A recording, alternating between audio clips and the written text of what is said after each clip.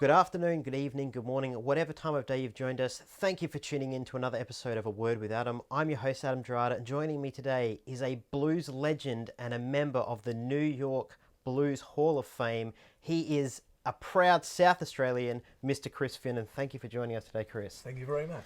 I guess I want to start with, I know that you've been playing music for over 50 years now. What was it that attracted you to the guitar the first time to actually pick it up and want to play it? I just love the sound of it. My father used to have lots of records. I was back in England. I came to Australia in 1967 when I was 14. Mm-hmm. So Dad used to play lots of records and I was intrigued by the sound of the guitar initially. And then I was living 30 miles south of London and the Beatles and the Stones and the whole English pop music thing happened. And prior to that, I'd listened to Les Paul and Mary Ford and the great Django Reinhardt. We'd have Sunday lunch and Dad would get me to listen to those things. So then I picked up a guitar. I had some classical lessons at school. I didn't particularly want to play classical guitar, but there were only lessons available, and I wasn't very good at maths. And if you did classical lessons, you didn't have to do maths for that period. So it's fair reason. So I went and did that for about 2 or 3 lessons, but that didn't quite work out because I wasn't reading the music. I've got bad eyesight, and the guy would point to the music sheet, and I'd play what I thought was there, and I was fudging it. So he was a Spanish fella, Mr. Babobi, and he got a little bit impatient and figured I'd be better off doing something else. So then I just used to play along with the records and ask people to show me stuff, and it sort of went from there. But I guess by the age of, that was when I was 10, by the age of about 12 or 13, I started to realise the emotional content of music, and I started to really understand what it could do for people, and I started playing at a few folk clubs, and then I was just hooked with the whole idea of music and wanted to learn from there.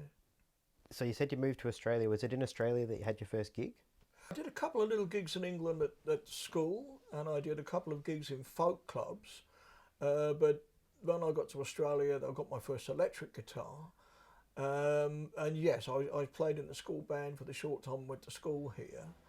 And then I left that. I was living in Melbourne, and Melbourne had a thriving blues and R&B scene. Really, I suppose, the nucleus of what Australian rock and roll is now. Mm-hmm. And I used to go to all the clubs. I was underage, but I used to go to the clubs because I wanted to learn about music. And there weren't videos, there weren't DVDs, there weren't much in the way of music programs offering anything other than people miming to records. Mm-hmm. So the only way you could learn anything was to go and watch them. And I'd get up right close to the stage and I'd watch them, and that was how I learned. And most people were very kind and were quite helpful. If you asked them to show you things, they would. Mm-hmm. And I took that on board myself in terms of showing other people stuff. So was it the emotional resonance of blues that attracted you to blues? Yeah, I like the honesty of it. I mean, when I was a young kid listening to the blues, and there was obviously sexual connotations and I was a bit naive, so I didn't kind of get all that. Mm-hmm. And a lot of it was with slang terms, if they were talking about some woman was seeing another man, they'd have, another mule is kicking in your stall, which, because the blues at that point, before it went to the cities, before it went to places like Chicago, was from the rural South. Mm-hmm. And so they were sharecroppers and working out in the fields, and so that was relevant to their life. But I kind of liked the sound of the voice. I liked the fact that the notes were being bent and vibrato, and it wasn't too long after I got into Indian music when the Beatles' Sgt. Pepper's album came out. I first heard the George Harrison song Within You and Without You, and then got intrigued into Indian music, and I followed that calling as well and studied under Professor Junius, and we ended up playing for the Dalai Lama in 1992. Yeah. So what was that like? That was an absolute thrill. It was wonderful. So the Indian raga and blues have some inherent qualities in their systems that is similar. Free improvisation over a given model, and being able to vibrato notes and give the note a voice. Mm-hmm. I think with any great instrument, saxophone, guitar, all you're trying to do is emulate the human voice. That's what gives you the emotion. With words it's easy because you can understand the words, so you know what they are. Mm-hmm. But with musical things, you've got to develop your own voice. That's the bit that takes getting a good tone or a good selection of tones, getting those notes to, if you just play one note and leave it dead, it's like mould on a pond. You've got to give it some life form. So Absolutely. that's an ongoing challenge, but that was the other thing I liked about it, was being able to express myself, and more importantly than that, I mean, I could sit in my bedroom and do that. It was what it did to other people. It was taking it out into places where you made people feel happy, you made them thoughtful, you made them dance, you made them reflective. I like the cause and effect. I like the idea of playing music for people and sending them home feeling different. What would you classify as your first real gig? Like, what was the first pro gig where you had an audience who had paid to come to see you? That would have been at one of the clubs in Melbourne. Would have been about 1968, 1969. Dorset Gardens Hotel, Thumping Tom, some of the places, the nightclubs around then. What was it that was so addictive about those live gigs that made you go, you know what, I want to do this. I want to do this as a living. I want to record albums. I want to tour. Like, what was the... I think initially I'd just come from England to Australia at the age of 14, so that was quite an upheaval. And Australia was a different culture than when I come from. I mean, it spoke the same language, but things were different. And I really loved the place, but I felt that music gave me a great outlet. My vision was such that I couldn't drive a vehicle, and there were things I couldn't do, so I found it hard getting a job when I left school. I just took to music like a duck to water without really thinking about my future, because at 14, 15 you don't. No. I just knew that I liked guitar and I liked playing, and it made me feel good, and it made me accepted by other people, and I was quite insecure as a kid. I mean, no one ever knew that, but in my own head I was. Music made me feel I had a deal of self-worth. So I found that just a good thing to do, and it made me feel really good, and then I noticed it made other people feel good, so Yeah. I enjoyed that. And I used to spend all my money on records. Every fortnight, every week I'd go and buy a record, so I'd continually study, because I wanted to, you know, raise the bar and learn as much as I could.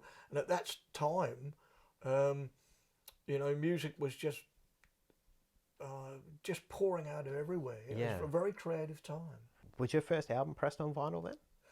No. My first album, I didn't do my first album until CDs came out. Oh wow! I did lots of recordings for radio stations, and I did stuff that was on cassette. But I didn't have a record company that they didn't feel what I was doing was commercial enough, and I really wasn't about to. For me, music wasn't about being commercial. If it had been, I would have played the game and gone commercial with the pop songs. It was about breaking bread with my fellow human and singing about things that I felt were important. So I just felt I had to continue with that course. Of course, now you do your own albums, you can do your own covers, you can put the tracks in whatever order you want. It's changed from the need of record companies now, and I think it's a great thing. People can really manufacture something exactly the way they want to. Absolutely. And is that one of the reasons that you didn't want to go with a record label, so that everything could be Oh, if a record yours? label had said, look, Chris, we'll take you on board, here's a budget, I would have jumped at that Of chance, course. but I wouldn't have compromised my music for Yep. it. Yep, that's Yeah. fair enough. Yeah, and I guess that compromising of music, I think that's what separates, you know, the true artists and the true legends, is that it's not just about a payday. Like, No, I think all the people we love them for their individuality. Exactly. And, you know, and although I didn't have anything commercially available in the recording sense other than on cassettes, I was out there, nose to the grindstone, touring, travelling around, playing for people, and not just at venues, but I'd go to hospitals, I'd go to old people's homes, I'd go to schools, I'd go to kinders. I also saw that music had a great social value and great merit in terms of, you know, being something that was quite medicinal. I mean, if you start using the word music therapy, people will run a mile because the word therapy scares them. But in actual fact, anyone who's listening to music feels different at the end of it. That's what they're doing. They're changing the way they feel. So I could see that music was useful in far more places than just at a venue. But at a venue, you put on your glad rags and put on your show and entertain people. Absolutely. And I'm guessing, because you played so regularly for so many years now, do you find that your music, even when you go back to the old songs, it's kind of evolved with you?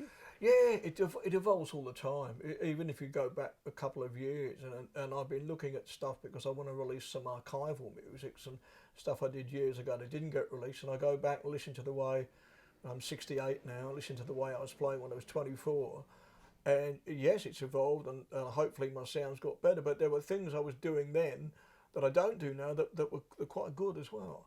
And I know I played with lots and lots of other people Yes. as well as doing my own music. So when you're playing with other people, then they have you on board because you've got something to offer them, but then your job is to do what they need.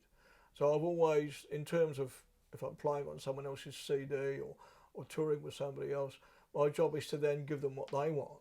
And I look at it in the same way as if you were punctuating a paragraph or a chapter in a book. You've got to put the inverted commas and semicolons and question marks and exclamation marks are all going to be in the right spot. And with improvisation, the great Sir Peter Ustinov said, improvisation is nothing more than thinking aloud. And he's very right, but of course that happens in milliseconds. Yeah, exactly. So, you know, I think the freedom music affords you for self-expression is a wonderful thing. Absolutely.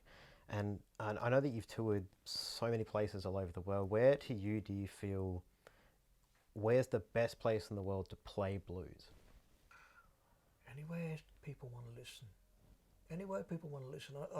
If I tried to pick out somewhere that was the best place, I think that would be a prejudiced viewpoint, and it would be unfair to the people there. I think if people want to listen to it or dance to it, I mean, the whole world's dealing with this terrible COVID pandemic now, and there are a lot of negative things about that. Certainly, I've done not so many gigs last year at all, but one of the positive things about it is that people that are going along to places now are not just going along to drink and party and everything else. They're going along because they purposefully want to hear that music. Yep. And they've got to make an effort to get there, and they've got to run a little bit of a risk as well as far as their health goes. And so they tend to listen more. So all of a sudden you're in a pub that was normally a pub situation, now you're in a concert situation. So you've got, it's first class. You've got this audience that are going to listen. You can maybe do a couple of quieter things. You can add more light and shade. You can give them an experience. Like you say, it's about giving an emotion and giving an experience. So what was it like to go, like you talked about how influenced you are by Indian music, and I know Native American music also influenced you, as did Celtic music. Yes. What's it like to go to these places and play your adaptations of that sort of... I think you have to look at the history of it. Certainly when I studied under Professor Juniors, and that was here in Australia, but we toured around Australia. We did a couple of albums with a group called Indian Pacific, and we were lucky enough to be invited to play for the Dalai Lama. I was awestruck, not quite the right word because I'm a grown adult, but I was certainly totally intrigued with Professor Junius' viewpoint about music. He was quite intrigued that I'd taken Indian music on board, and when we first played, he was quite intrigued that I knew a fair amount about it in terms of playing it. But then I was open to I realised also that by the same token I knew nothing about it. So I was open to what he was going to teach me. But what I discovered was that if you take something on board from another culture, you're not from there. It's not in your DNA. It's not, you're looking at it from outside the square, which in some ways is a good thing. But so you have to look at the history of it, try and understand it, and then bring something to the table that's yours, but you still have to respect it. And it's the same with blues. You know, blues comes initially from African American people, and they brought it from somewhere else. So African music comes into the fore as well. So you learn that, but then you bring something else to it as well, but not in a frivolous, self-indulgent manner. You still have to respect where it came from and give it some substance. So it's an amalgamation of all of those things, and that process sort of probably happens reasonably slowly. It's developed for me over a 50-year period, where now I can say that there's a certain amount of it I can call my own, but I certainly have to, I can't lose respect for where it came from, the fact that it's not mine, I'm borrowing it, trying to do something respectful with it and something new with it, and giving it back. Absolutely. And so, what was it? I know you're not a braggart, but what was it like to be inducted? I mean, you've got multiple Hall of Fames you've been inducted into now, but the New York one in particular, that's a city that's known for its art, it's known for its culture, it's known for its its artists in particular. What was it like to be inducted in amongst? Well, it took me totally by surprise. So I was on stage playing, and they stopped me in between songs, and this fellow came out and handed me the plaque. And I'm not often stuck for words, as you can probably gather from this interview, but for once in my life, I was completely speechless. I didn't know what to say. I just thought, well, it's a bit like taking coals to Newcastle. But if they thought that my little brew of blues was worthwhile, what I was proud about was the fact that I love Australia, and so my little blend of blues had some Australianism in it, and I worked with some of Australia's greatest blues people, Matt Taylor, Phil Manning, Dutch Tilders, have been influences and friends all my life. Mm-hmm. So I was proud of that. I was proud of the fact we could take something from another culture. It's actually just what I was talking about before, and actually find a way to make it useful to our own country and to our own friends. Now, I know that you're opening for Eric Bogle, or supporting Eric Bogle at the next CCBC concert. Yes. Have you played with Eric before? Yes, I've opened. I've been on a couple of things with Eric, and I think they've all been charity things actually. He's a man of great substance. Yes. Above and beyond his music, he wouldn't suffer fools gladly, but he doesn't miss a thing.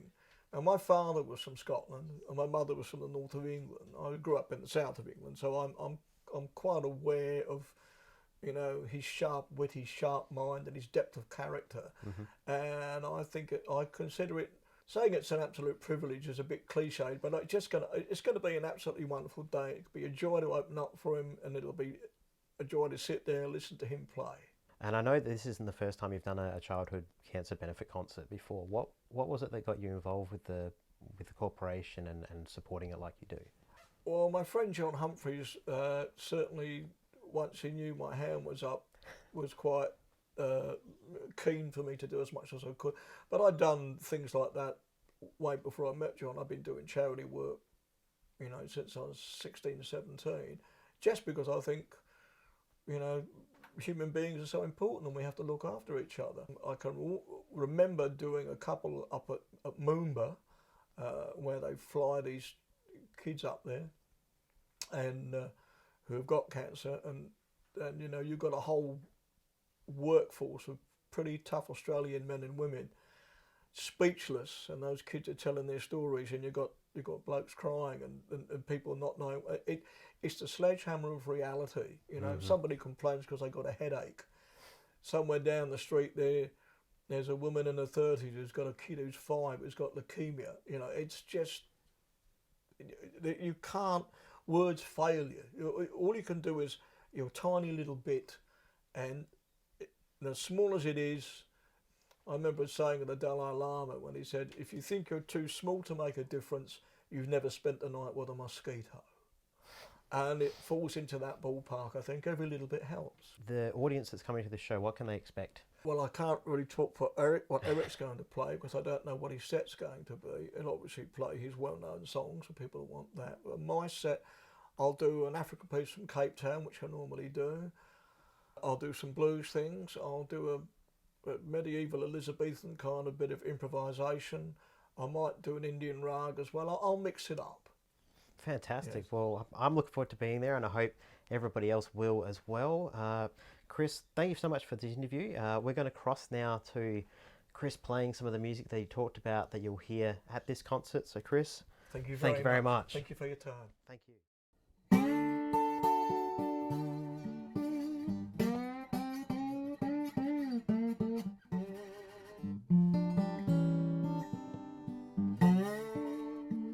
Blues with a feeling, Lord, that's what I have today. blues with a feeling.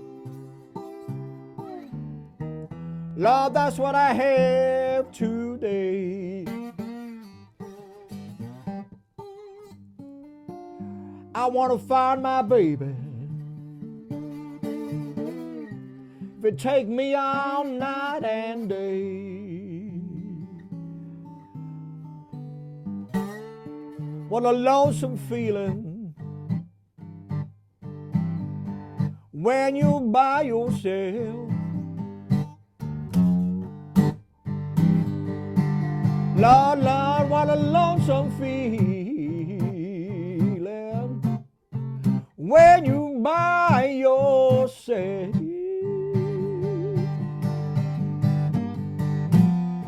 When the woman that you're loving, she got away with somebody else. Well, you know I love you, baby. I wanted the reason why you have to leave me all on my own to cry. Blues with a feeling, that's what I have today. Ain't it the truth? I gotta find my darling. If it take me all night and day. I'll tell you about it.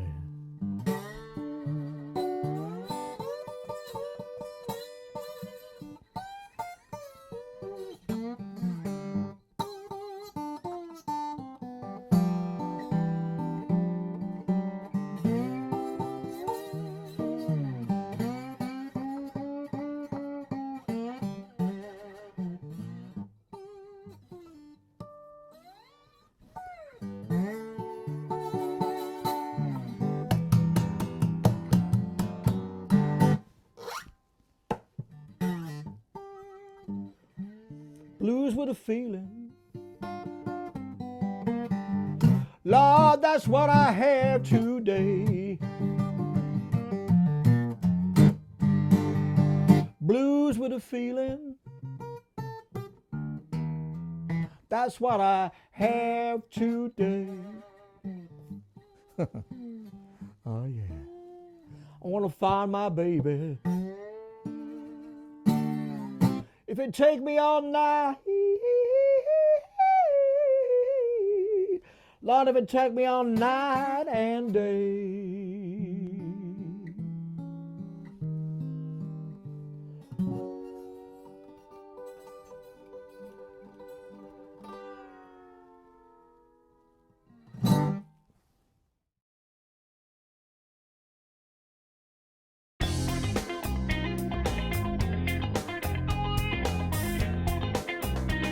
This has been a Cabana production.